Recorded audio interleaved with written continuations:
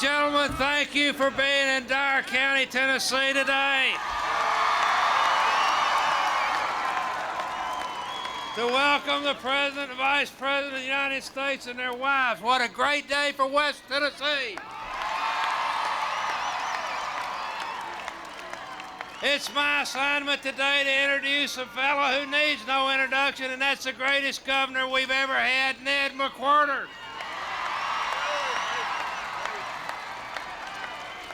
Thank you very much, ladies and gentlemen. Thank you for being here. Thank you for waiting for us. Now I present to you Tipper Gore. Tipper Gore. Thank you, Dad. Okay. Thank you very much. Thank you. We love you. We love you. What a great turnout. We love all of you.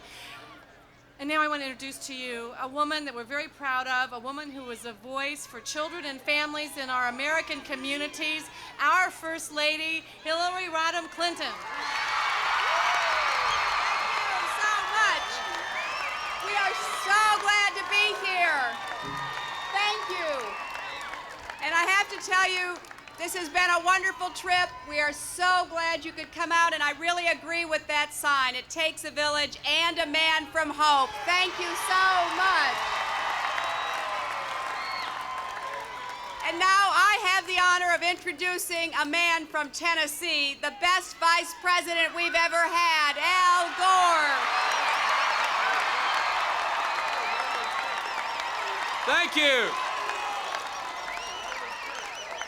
Thank you, Dyersburg. Has anybody ever seen a crowd this big in Dyersburg? Thank you for breaking the all-time record.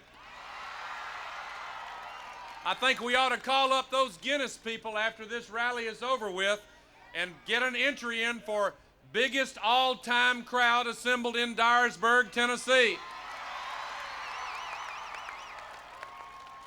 We won't go for that Macarena record today.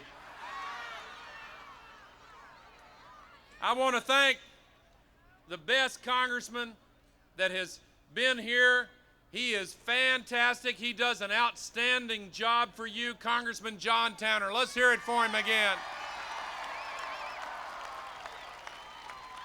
And let's have one more cheer for the man who is, by common consensus, recognized by all as by far the best governor ever in the state of Tennessee, West Tennessee's own Ned Ray McWhorter.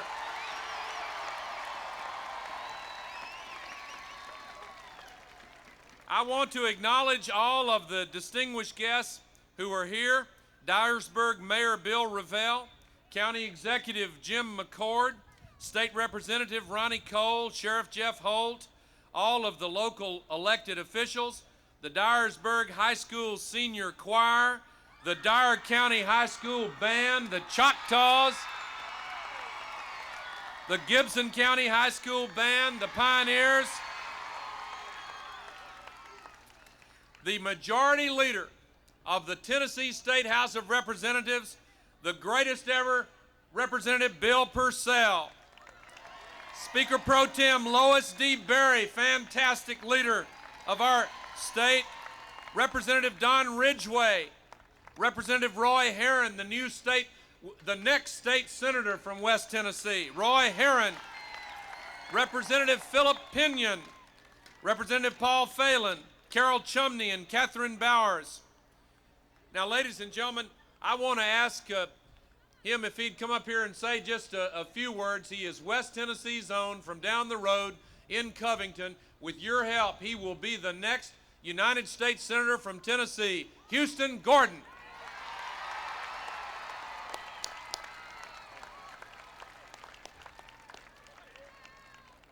Isn't this a great day in West Tennessee? With your help, with your beliefs, with your principles, with those things that you believe on, those are the same things that I believe, that the Vice President believes, that the President believes, that John Tanner believes, and we will together bridge the gap to the next century.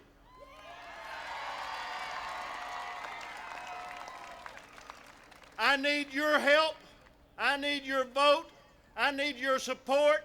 Our family needs your prayers. And most of all, we need to work together to return Tennessee's Senate seat back to Tennessee instead of Hollywood.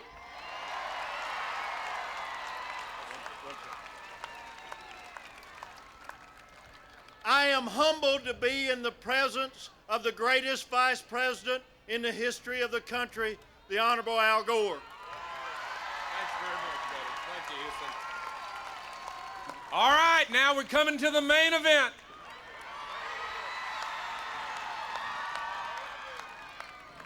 The President and the First Lady were talking with Tipper and me about Tennessee, and I said, Mr. President, if you really want to do some campaigning, you ought to come to Dyersburg.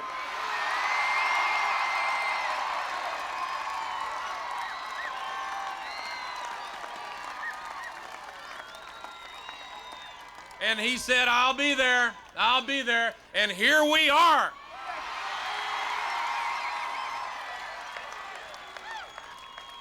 Let me say to you one more time, as I did over the telephone hookup, we apologize for the delay because the crowds have been unbelievable. Ed Jones, former Congressman Ed Jones, and his wife, Miss Lou, had assembled a big gathering in Troy, and we had to stop there. Every place we've been, there's been just a huge crowd of people along the road, so we do apologize for being late. But it takes a little time to build a bridge to the 21st century. That's what we're doing. Let me say something I've said at every stop. We're in a hot campaign here, but we respect the president's opponent, Senator Bob Dole. He has served our country honorably. He has personal courage. We will treat him with the respect he deserves. But we do disagree with his ideas.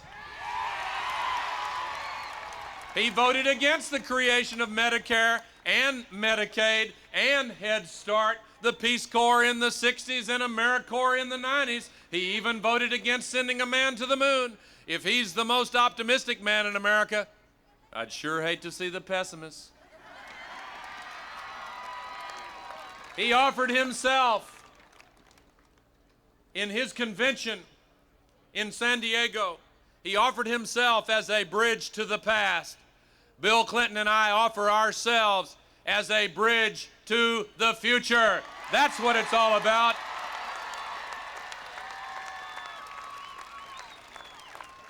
This man I'm about to introduce to you has worked hard for the kind of middle-income working families that make up the population of West Tennessee. You have seen and felt the difference in your own lives. We took what we inherited, a recession, and created 10 million new jobs with higher than average wages. Wages are on the way up again. The minimum wage is on the way up again, thanks to Bill Clinton. Inflation's gone down to the lowest level in 30 years, so mortgage payments are down and family incomes are beginning to go up. The deficit's gone down 4 years in a row, first time since before the Civil War that's happened in a president's term. This man is leading our country toward the future in the right way.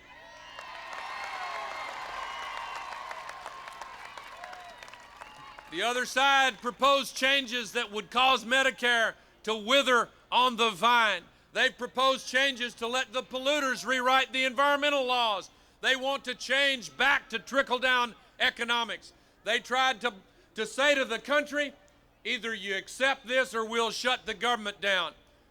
President Bill Clinton said, as long as I'm president, I won't let you do that. Now they're trying to replace him, and we won't let them replace him. Are you with us? Can we win? Are you ready to hear him? Ladies and gentlemen, the President of the United States in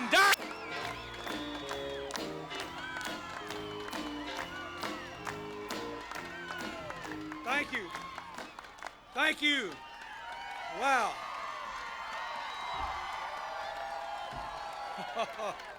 Well, I asked you not to leave, and you didn't. And thanks for staying.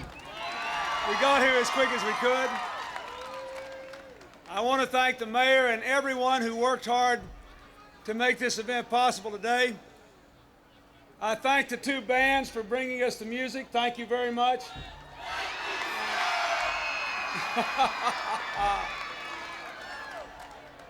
I think you can see that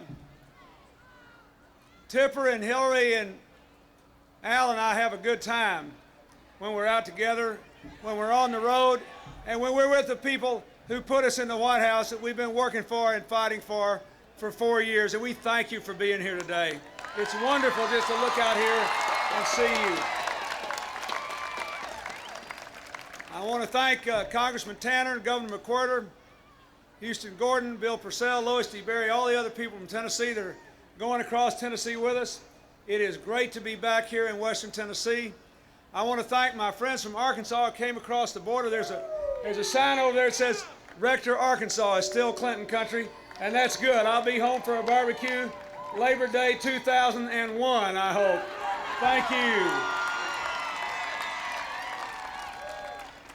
Ladies and gentlemen, Thursday night I had the enormous honor of addressing the American people from Chicago when I accepted the nomination of my party for a second term as president.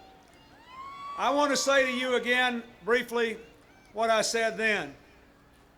The choice in this election is whether we're going to build a bridge to the 21st century or try to build a bridge to the past. Whether we think we have to go forward together as one people, helping each other to make the most of our own lives, or whether we're going to say, well, you're on your own and we hope you make it. I think the choice is clear. Look where we were 4 years ago. 4 years ago when Al Gore and I came and asked the people of Tennessee to give us a chance to lead this country, unemployment was higher, wages were stagnant, crime was rising, our problems were being unaddressed. We had a rising wave of cynicism in this country, and we were literally in danger of losing the middle-class dreams that made America great. 4 years later, we have 10 million more jobs, 4.5 million new homeowners, 12 million people have taken advantage of the family leave law to have babies or take care of their folks without losing their jobs. October the 1st, 10 million Americans are going to get an increase in their minimum wage. 25 million Americans, because of the health reform bill I signed last week, are going to be able to change jobs or even to lose a job without having their health insurance taken away from them, even if somebody in their family has been sick or is still sick. We've upgraded the standards for food, for limiting pesticides that are dangerous on food. We've got 50 million more Americans breathing cleaner air than we had 4 years ago. I'm telling you, folks, this country is on the right track to the 21st century. We don't need to change tracks now. We need to keep on going down that track. But we all know there's more to do. We all know there's more to do. The first thing we've got to do to build the right bridge to the 21st century is to make sure every single American has the chance to live up to his or her God-given potential. And that means we have to increase educational opportunity and performance in the United States.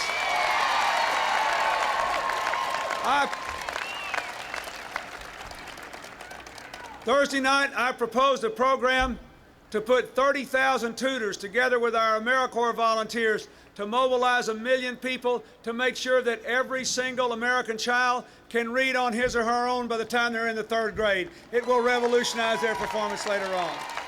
I propose that by the year 2000, every classroom and library in every school in America will not only have the computers and trained teachers to use the computers we need, but will also be hooked up to the information superhighway so that kids in every classroom in Dyersburg, Tennessee, for the first time in the history of the country, can get the same information in the same time, in the same way that children in the wealthiest school districts in the United States do. It has never happened before. I propose by the year 2000 to make at least 2 years of education after high school as universal as a high school education is today, a tax credit for the cost of community college in every state in America. We can do that and make community college education universal. I propose to give a $10,000 tax credit for the cost of college tuition, and I believe that would be the best money we ever spent. If you're old or young or middle-aged and you need to go back to school to get more education and training, we ought to give you the chance to do it to help your families and build a strong America. The second thing we've got to do to build a bridge is to keep this economy growing and keep it stronger. That means we have to balance the budget, but do it in the right way, without gutting Medicare, Medicaid, education, the environment, or weakening the potential protection of our people, as they tried to do when I vetoed their budget last year, even after they shut the government down. Will you stay with me in building that kind of bridge? And I do believe you can have tax cuts. Look, the weather is a lot better than if it was so hot people were falling out. When I was on the train trip, we took 30 people out of one rally. It was so hot. They were all fine. They just needed a little water. So we're going to get a little water in advance. Crop prices are up. This won't hurt them any. This is good. We can have a tax cut, folks, but it needs to be targeted to the people who need it for the purposes we need it, to child rearing, to education, to buying that first-time home. I'm for an IRA that you can withdraw from without penalty, to buy a home, to educate a child, to deal with a health problem. I think you ought to be able to sell your home and never pay any taxes on the gain. I think you ought to be able to send yourselves to college or your children to college, never have to pay taxes on that money. That's our plan. But we pay for it all and balance the budget. Our friends say we're going to give you more money. We'll give you a lot more money. They're going to throw money at you. That's what they say. But what they don't say is, in order to pay for their tax cut, they have to have much bigger cuts in Medicare, Medicaid, education, and the environment than I vetoed the last time. They still won't pay for it. That means a bigger deficit. What does that mean in Dyersburg, Tennessee, a bigger deficit? Well, look around here. It means a higher home mortgage payment because interest rates will go up. It means a higher car payment. It means higher credit card payments. And look at all these little businesses here. It means every time they want to borrow money, they'll have to pay 2% more on their money. It means fewer investments in small business and fewer jobs. We have to have a healthy small business economy if we're going to grow America, especially in the small towns. We want to keep interest rates low, not up. I want to build a bridge to the 21st century that will enable all Americans to take. We're going to be able to help families who lose their jobs to keep their health insurance for at least 6 months. That's why we're helping small businesses to make it simpler to take out pension plans for themselves and their employees and to keep them when you move from job to job. That's why we want to change the family leave law to say you ought to be able to take a little time off from work to go to your kid's parent-teacher conference or take your child to a regular doctor's appointment. That's the kind of thing we need to do to build this country. Will you help us build that bridge to the 21st century? Folks, I love seeing all of you here. I want to get out here and shake a few hands, but I want to ask you one more time. We want a bridge that's big enough, strong enough, and wide enough for everybody to walk across together. Will you help us build it? Will you help us build it for 68 more days in this campaign? Will you help us build it for 4 years after that? Do you believe our best days are still ahead? God bless you. Let's go bring them home to America. Thank you. Bless you.